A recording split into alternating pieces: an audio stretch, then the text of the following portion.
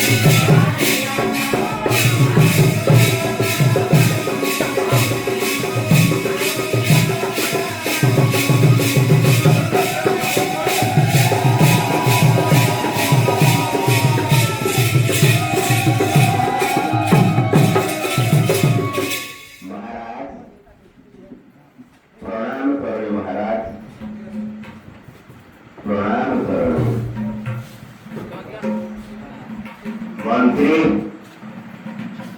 काहींची अशी मंत्री हुआ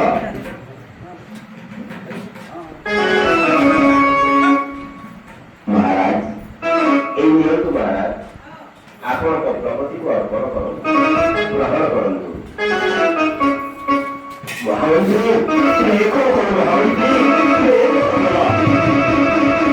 ମୋରି ଭଳି ଗୋଟିଏ ଝାଡୁଦାର ହସ୍ତରେ ପଦ୍ମାବତୀ ପାଇଁ ଅର୍ପଣ କର।